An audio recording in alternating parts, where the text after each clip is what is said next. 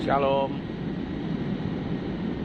Beberapa saat lalu saya pernah membahas satu topik mengenai sangkakala, yaitu 7 sangkakala yang ada hubungannya dengan kitab Wahyu. Kali ini saya hanya akan singkat saja menaruh judulnya, yaitu sangkakala.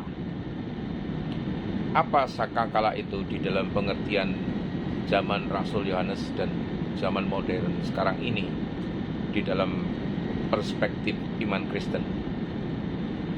Sangkakala di dalam perspektif iman Kristen memiliki makna simbolis, historis, dan profetis yang penting, baik di dalam konteks zaman Rasul Yohanes, yang khususnya di dalam kitab Wahyu, maupun di dalam konteks penafsirannya di zaman modern sekarang ini. Berikut penjelasannya ya. Pengertian sangkakala di zaman Rasul Yohanes. Pada masa Rasul Yohanes, sekitar abad pertama Masehi, sangkakala memiliki makna yang kaya secara simbolik dan liturgis di dalam budaya Yahudi dan Kristen mula-mula. Nah, apa maknanya di dalam tradisi Yahudi? Shofar atau sangkakala dari tanduk domba jantan digunakan dalam berbagai peristiwa penting. Peristiwa apa saja itu? Panggilan untuk beribadah atau peringatan hari-hari kudus. Ini bisa dilihat di Imamat 23 ayat 24 ya. Peringatan akan pertobatan terutama pada hari raya Rosh Hashanah dan menjelang Yom Kippur. Ini. Panggilan perang atau peringatan bahaya. Yoel 2 ayat 1. Tiuplah sangkakala dari Sion dan berkemahlah di gunungku yang kudus. Biarlah gemetar seluruh penduduk negeri, sebab hari Tuhan datang, sebab hari itu sudah dekat. Apalagi deklarasi kehadiran Allah seperti saat Allah turun di Gunung Sinai di Keluaran 19 ayat 16. Dan terjadilah pada hari ketiga, pada waktu terbit fajar, ada guruh dan kilat dan awan padat di atas gunung, dan bunyi sangkakala yang sangat keras, sehingga gemeterlah seluruh bangsa yang ada di perkemahan. Makna apa lagi selain di dalam tradisi Yahudi? Ini menyangkut tradisi kitab Wahyu ya, di zaman Yohanes. Di Wahyu 8 sampai Wahyu 11, 7 malaikat meniup 7 sangkakala. Setiap tiupan menandakan penghakiman ilahi. Itu. Sangkakala di sini adalah tanda penghakiman Allah atas dunia, mewakili peringatan atau alarm. Alarm apa Bapak Ibu?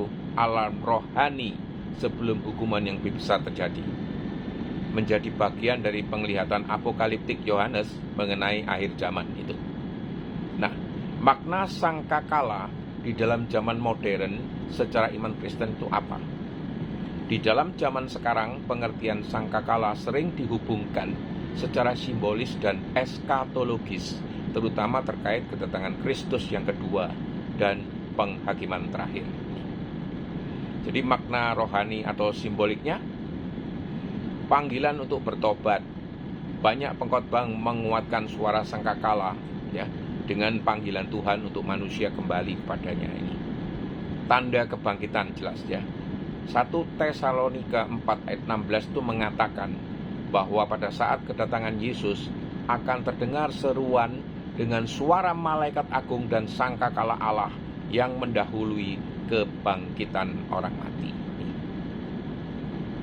Bagaimana di dalam eskatologi modern? Di dalam pemahaman dispensasionisme atau aliran pengajaran akhir zaman, sangkakala terakhir yang dijelaskan di 1 Korintus 15 ayat 52 dianggap sebagai tanda pengangkatan gereja atau rapture. Sering dikaitkan dengan peristiwa global dramatis seperti bencana alam, perang, pandemi yang ditafsirkan sebagai suara sangkakala metaforis peringatan akan akhir zaman ya. Jadi perbandingan singkat sangkakala di zaman Yohanes dan di zaman modern itu bagaimana Bapak Ibu ya.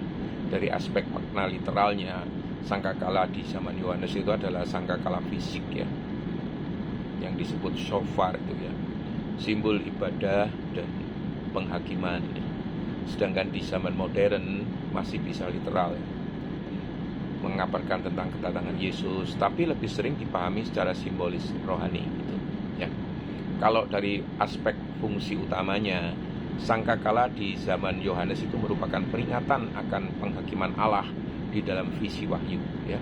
Sedangkan di zaman modern merupakan tanda akhir zaman, panggilan pertobatan atau pengangkatan gereja gitu.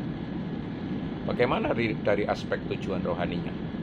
Dari aspek tujuan rohani, sangkakala di zaman Yohanes itu menyatakan keadilan dan rencana Allah atas dunia. Sedangkan di zaman modern membangunkan umat untuk berjaga-jaga dan hidup kudus itu. Jadi secara iman Kristen, sangkakala adalah simbol suara Allah yang membangunkan, memperingatkan, dan memanggil umatnya untuk bersiap.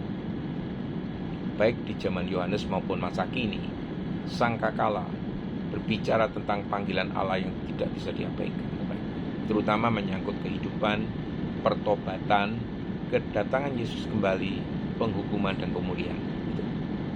Lalu bagaimana ritual kudus yang dilahirkan dengan sangkakala? Di dalam iman Kristen, ritual kudus yang melibatkan sangkakala tidak terlalu umum ya dalam praktek liturgi harian atau mingguan seperti misa atau ibadah mingguan ya. Namun sangkakala memiliki makna yang sangat penting secara simbolis dan profetik, terutama di dalam konteks akhir zaman dan penghakiman. Berikut ini penjelasan berdasarkan Alkitab dan beberapa tradisi Kristen, Bapak Ibu ya. Makna sangkakala di dalam Alkitab. Sangkakala adalah simbol pengumuman ilahi, peringatan, panggilan untuk berkumpul atau awal dari sesuatu yang besar ya, terutama kedatangan Tuhan ya. Di dalam Perjanjian Lama itu digunakan untuk memanggil umat Israel berkumpul. Ini di dalam Bilangan 10 ayat 1 sampai 10 Bapak Ibu ya. Menandai hari-hari raya seperti hari raya sangkakala, Yom Tarnaks ya. Ini di dalam Imamat 23 ayat 23 sampai 25 dijelaskan ya. Pernyataan akan kedatangan Tuhan di Keluaran 19 ayat 16 sampai 19 ya, saat Tuhan turun di Gunung Sinai ini. Di dalam Perjanjian Baru, di dalam konteks akhir zaman, sangkakala muncul itu sebagai tanda kebangkitan orang mati dan kedatangan Kristus. 1 Tesalonika 4 ayat 16. Sebab pada waktu tanda diberi, yaitu pada waktu penghulu malaikat berseru dan sangkakala Allah berbunyi bla bla bla bla bla. Nah, penghakiman terakhir di dalam kitab Wahyu yang ada di Wahyu 8 ayat 11, di mana 7 malaikat meniup 7 sangkakala, itu masing-masing membawa bencana atau penghakiman. Nah, ini ritual kudus ya terkait sangkakala ya. Mesti tidak semua gereja melakukannya. Beberapa komunitas Kristen, terutama mesianik ya, dan liturgis, itu mengadopsi dari unsur-unsur Yahudi ya, menggabungkan ritual dengan tiupan sangkakala atau shofar dalam ibadah mereka. Ini ibadah mesianik atau Kristen Ibrani sering memakai shofar atau sangkakala tanduk domba itu untuk menandai permulaan ibadah ya, menunjukkan hari raya sangkakala, simbol pertobatan dan kebangunan rohani. Ini Bapak Ibu ya. Ibadah karismatik dan profetik beda lagi Bapak Ibu ya. Kadang sangkakala ditiup saat ibadah doa profetik ya, doa profetik ya, untuk menyatakan kemenangan rohani ya, membuka pintu langit secara simbolik dan menyusun kegelapan sebagai simbol, menyusuri kegelapan sebagai simbol peperangan rohani. Ini makna simbolis di dalam iman Kristen. Sangkakala itu adalah suara Allah ya. Tiupan sangkakala itu adalah momen penting secara rohani. Misalnya gini, pertobatan ya, panggilan untuk kembali kepada Allah ya, peringatan kedatangan Kristus yang kedua, kebangkitan orang mati, ke awal penghakiman dan pemulihan dunia. Itu Bapak Ibu ya. Jadi di dalam iman Kristen, sangkakala bukan hanya alat musik, tapi simbol kuat dari intervensi Allah di dalam sejarah manusia. Walau tidak semua gereja menggunakannya secara fisik di dalam ritual, maknanya hidup di dalam liturgi, khotbah, dan eskatologi Kristen.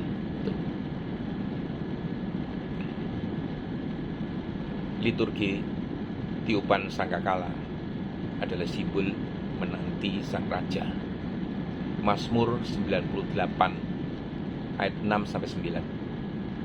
Dengan sangkakala dan bunyi sangkakala yang nyaring, bersoraklah di hadapan raja, yakni Tuhan. Biarlah gemuruh laut serta isinya, dunia serta yang diam di dalamnya. Biarlah sungai-sungai bertepuk tangan dan gunung-gunung bersorak-sorai bersama-sama di hadapan Allah, sebab Ia datang untuk menghakimi bumi ini. Jadi sangkakala itu bukan sekadar bunyi, tapi tanda waktu Tuhan. Sangkakala tidak pernah ditiup tanpa makna. Di dalam perjanjian lama, Ia mengumpulkan umat. Di dalam perjanjian baru, Ia membangkitkan yang mati. Dan bagi kita hari ini, Ia adalah seruan untuk bangun dari tidur rohani. Mungkin dunia tertidur, tapi langit sudah bersiap. Tuhan tidak memberi tanggal, tapi Ia memberi suara. Dengarlah suaranya memanggil. Gitu. Di sebuah desa kecil, tinggal seorang pembuat trompet tua. Ia tidak terkenal dan tidak kaya, tapi ia punya satu tugas suci, membuat sangkakala terakhir. Setiap malam ia berdoa, Tuhan, jika inilah alat yang Kau pakai untuk membangunkan dunia, biarlah aku setia membentuknya. Orang-orang menertawakannya. Sudah tua, tapi percaya sorga akan meniup trompetmu. Namun ia tidak goyah, Bapak. Pada malam ke-777 sejak ia mulai, sangkakala itu selesai. Ia meletakkannya di jendela, menghadap langit, lalu tidur, dan tak pernah bangun lagi. Keesokan harinya, seluruh langit bergetar. Sangkakala itu ditiup oleh manusia, bukan ditiup atau tidak ditiup oleh manusia, tapi oleh tangan yang tidak terlihat. Dan semua orang yang percaya maupun yang mencemooh menengadah. Suara itu tidak bisa diabaikan. Seseorang berbisik, ia benar. Dan kebenaran Allah sedang dikumandangkan ke seluruh penjuru bumi. Matius 28 ayat 19-20. Karena itu pergilah, jadikanlah semua bangsa muridku, dan baptislah mereka di dalam nama Bapa dan Anak dan Roh Kudus, dan ajarlah mereka melakukan segala sesuatu yang telah kuperintahkan kepadamu, dan ketahuilah, aku menyertai kamu senantiasa sampai kepada akhir zaman. Amin. Maranatha, datanglah Tuhan Yesus.